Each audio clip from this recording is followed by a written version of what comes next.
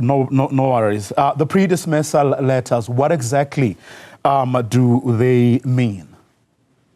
Good afternoon, Mr. Mboko, and good afternoon to your viewers.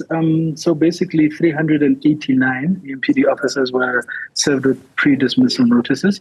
And what it basically means is that they have 48 hours to prepare themselves, and they will be attending disciplinary hearings where they'll have to explain as to why they should not be dismissed. But in this current point in time, they have been suspended, which means that the council-owned equipment they use to do their job, including vehicles, firearms, and access to various council buildings have been confiscated. And we'll await to see what the outcome of the disciplinary hearings are. Do we know how many of them are unionized? I cannot confirm that number, but I can get back to your producer with that number shortly after this interview. Mm-hmm. Now, what avenues do they have, though, to appeal their case?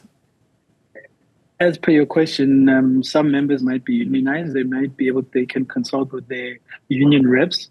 And then they also have the option to consult with any legal representation that they have. And then they can make that representation during the disciplinary hearing, which will be taken charge by our human resource department.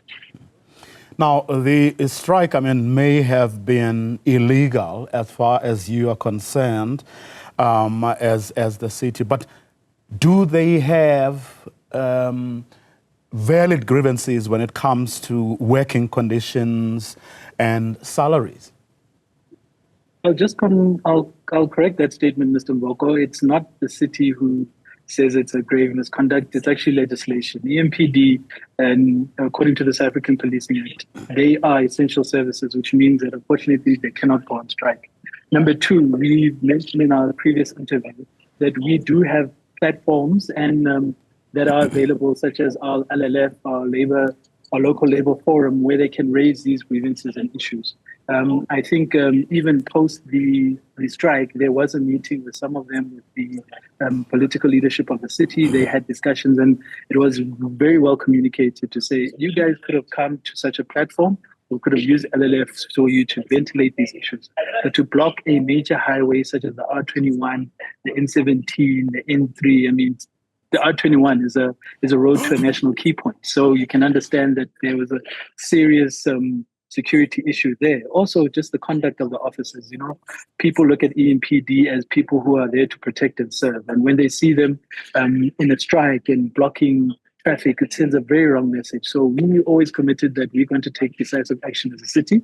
It took some time, and that was mainly due to the fact that we wanted to have all our ducks in a row.